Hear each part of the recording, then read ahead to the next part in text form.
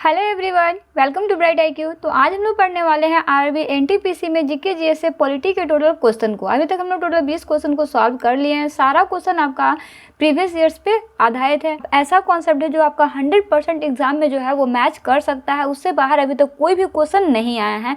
तो ये क्वेश्चन मात्र से आपके पास नहीं है, क्वेश्चन के अलावा जो बेसिक कॉन्सेप्ट दिए जा रहे हैं ना, वो आपके लिए बहुत ज़्यादा हेल्पफुल हो सकते हैं। तो प्लीज़ वीडियो को एंड तक जरूर देखिएगा बिना स्किप किए। तो चलिए स्टार्ट करते हैं हम लोग क्वेश्चन नंबर 21 से, जो है आपका which fundamental rights can not be suspended even during an emergency, यानी आपातकाल के दौरान भी कौन से मौलिक अधिकार निलंबित नहीं किए जा सकते। बताइए। तो जी हाँ, जितने भी होता क्या है ना कि जब इमरजेंसी यानी आपातकालीन लागू किया जाता है ना, तो इस समय में राष्ट्रपति के द्वारा जो है सारे फंडामेंटल ड्यूटीज़ को निलंबित कर दिया जाता है। लेकिन आर्टिकल 20 और 21 दो ऐसे फंडामेंटल ड्यूटीज़ होते हैं जिनमें आपका जीवन के अधिकार को निलंबित नहीं किया जाता है, यानी ऑप्शन डी जो है इसका करेक्ट आंसर हो जाएगा, है ना। चलिए आगे बढ़ते हैं, इसका नेक्स्ट क्वेश्चन देखते हैं। इसे बेसिकली जो मैं आपको कॉन्सेप्ट नहीं दी हूँ ना, वो सारा कॉन्सेप्ट जो है ना वो आपका आंसर के पास जो है वो आपको कॉन्सेप्ट मिल जाएगा PDF के अंदर, है ना। चलिए नेक्स्ट क्वेश्चन में देखते हैं, जो है आपका the fundamental duties are mentioned in, यानी मौलिक कर्तव्यों का उल्लेख जो है इनमें से किस में किया गया है। तो देखिए, अगर हम लोग फंडामेंटल ड्यूटीज़ यानी मौलिक कर्तव्य की बात करते हैं ना, तो इसका आर्टिकल जो है वो आपका 51A है और पार्ट जो है वो आपका 4A है। याद रखिएगा, पार्ट कौन सा है तो पार्ट आपका 4A है, आर्टिकल कौन सा है तो वो आपका 51A है।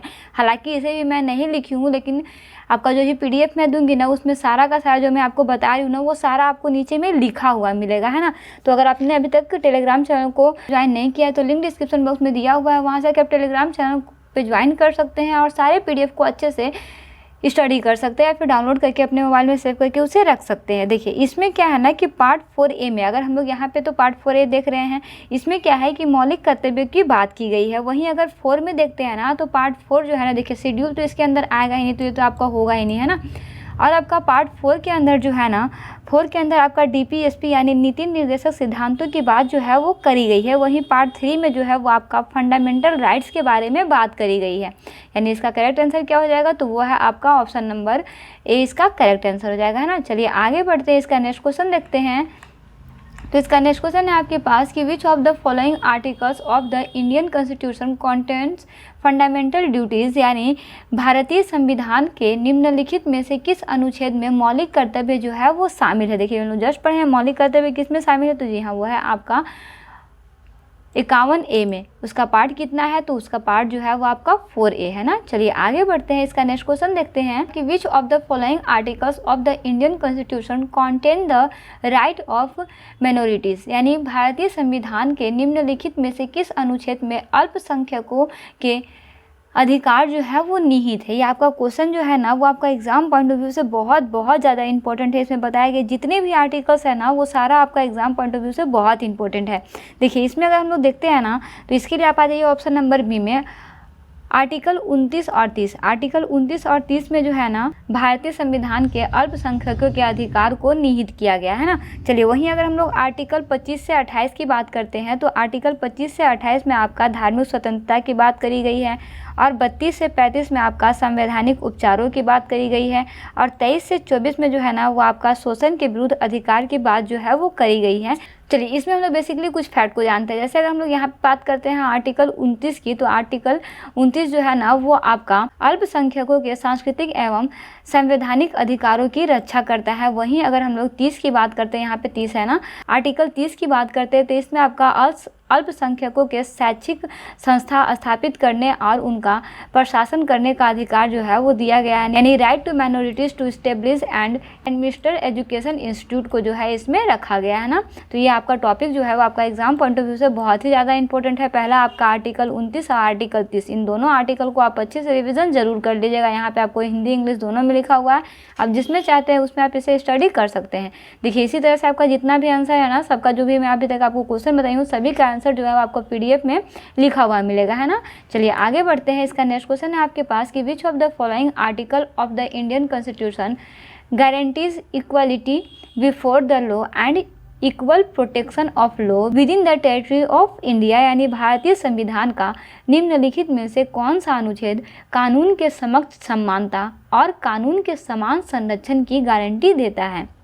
ये भी क्वेश्चन जो है ना वो आपका एग्जाम पॉइंट ऑफ व्यू से बहुत बहुत ज़्यादा इंपॉर्टेंट है।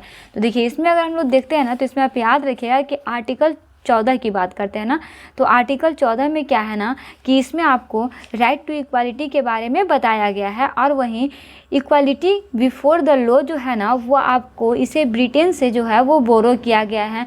और वहीं अगर इक्वल प्रोटेक्शन की बात करते हैं यानी इक्वल प्रोटेक्शन ऑफ लॉ की बात करते हैं ना, तो ये आपका जो है ना वो आपका यूएसए से बोरो किया गया है। इसे आप याद रखिएगा ना, ये आपका टॉपिक जो है ना वो आपका एग्जाम पॉइंट ऑफ व्यू से बहुत ही इंपॉर्टेंट है कि इक्वालिटी बिफोर लॉ जो है वो आपको कहाँ से बोरो किया गया है, और इक्वल प्रोटेक्शन ऑफ लॉ जो है वो आपको कहाँ से बोरो किया गया है। तो ये आपका ब्रिटेन से बोरो किया गया है, और ये आपका जो है ना वो आपका यूएसए से बोरो किया गया है, यूनाइटेड स्टेट ऑफ अमेरिका से बोरो किया गया है। इसे आप याद रखिएगा, ये आपका बहुत ज़्यादा रिलेवेंट टॉपिक है। चलिए अगर हम लोग बात करते हैं यहाँ पे, तो ये तो इसका तो आंसर हो गया कि आपका आर्टिकल 14 के अंदर आता है, यानी ऑप्शन बी इसका करेक्ट आंसर हो गया। वहीं अगर आर्टिकल हम लोग 15 की बात करते हैं तो देखिए आर्टिकल 15 में जो है ना वो आपका भेदभाव को बैन करने की बात जो है वो करी गई है। वहीं आर्टिकल 17 में जो है ना वो आपका अनटचेबिलिटी यानी अस्पृश्यता को ख़त्म करने की बात की गई है। जो हमारे देश में जो छुआछूत का है ना का बीमारी के मतलब जो छोटा लोग है उन लोगों का दिया हुआ खाना या फिर पानी या फिर उन लोगों के द्वारा जो छुआ जाता है उसके बर्तन में नहीं खाना या फिर उन्हें किसी भी बर्तन में नहीं देना है, तो इसे जो है ना वो पूर्णतः ख़त्म कर दिया गया इस आर्टिकल 17 के अंदर। अगर किसी भी तरह के कोई भी व्यक्ति जो है वो आपको पानी देने या किसी भी चीज़ को देने से मना करता है तो इसके विरुद्ध आप आर्टिकल 17 के अंदर कंप्लेंट दर्ज कर सकते हैं ना। वहीं अगर आर्टिकल 18 की बात करते हैं तो ये आपका एवोल्यूशन ऑफ टाइटल यानी उपाधि का उन्मूलन की बात जो है वो करी गई है ना, जिसे आप याद रखिएगा। ये सारा टॉपिक जो मैं आपको बताई हूँ ना वो आपका एग्जाम पॉइंट ऑफ व्यू से बहुत ही इंपॉर्टेंट है। चलिए आगे बढ़ते हैं, इसका नेक्स्ट क्वेश्चन देखते हैं जो है आपका कि which article of the Indian constitution evolution untouchability. देखिए मैं आपको जस्ट अभी बताई थी ना, यानी भारतीय संविधान का कौन सा अनुच्छेद जो है वो आपको अस्पृश्यता को समाप्त करता है, तो जी हाँ वो है आपका आर्टिकल 17। आर्टिकल 17 जो है वो आपका अस्पृश्यता को समाप्त करता है ना, याद रखिएगा। ये आपका एग्जाम पॉइंट ऑफ व्यू से बहुत ही इंपॉर्टेंट टॉपिक है। चलिए आगे बढ़ते हैं, इसका नेक्स्ट क्वेश्चन देखते हैं जो है आपका कि which among the following authorities decides how far the fundamental rights can apply to the members of the armed forces in India. यानी निम्नलिखित में से कौन सा प्राधिकरण यह तय करता है कि भारत में सशस्त्र बलों के सदस्यों पर मौलिक अधिकार किस हद तक लागू हो सकता है, बताइए। बहुत इंपॉर्टेंट क्वेश्चन है। तो जी हाँ ये आपका हो जाएगा option number B parliament of India. ये आपका पार्लियामेंट ऑफ इंडिया के थ्रू जो है वो किया जाता है ना।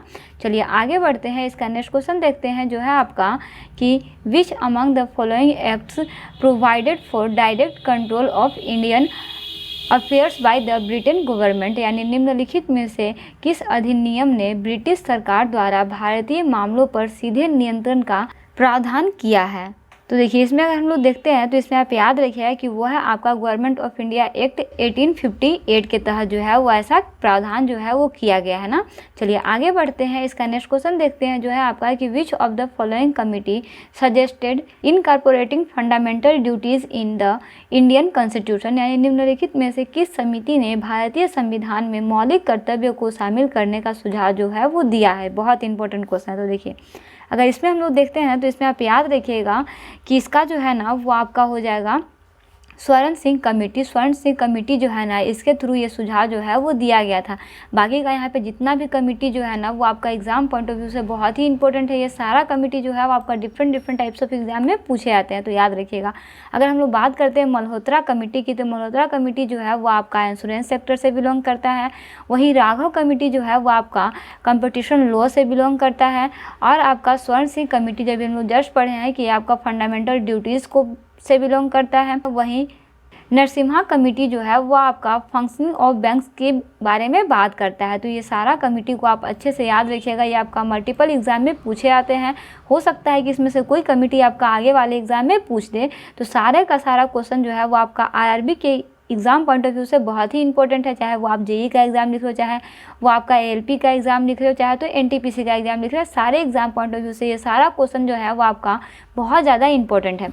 चलिए आगे बढ़ते हैं, इसका नेक्स्ट क्वेश्चन देखते हैं जो है आपका कि article 19 to 22 of the Indian constitution deal with which of the following fundamental rights. यानी भारतीय संविधान का अनुच्छेद 19 से लेकर 22 तक में निम्नलिखित में से किस मौलिक अधिकार से संबंधित है। बताइए। तो जी हाँ, अगर हम लोग इसकी बात करते हैं तो इसमें आप याद रखिएगा कि ये जो है ना वो आपका राइट टू फ्रीडम यानी स्वतंत्रता का अधिकार, ये जो है ना वो आपका भारतीय संविधान के अनुच्छेद 19 से लेके 22 तक में दिया गया है। याद रखिएगा, ऑप्शन बी जो है इसका करेक्ट आंसर हो जाएगा ना।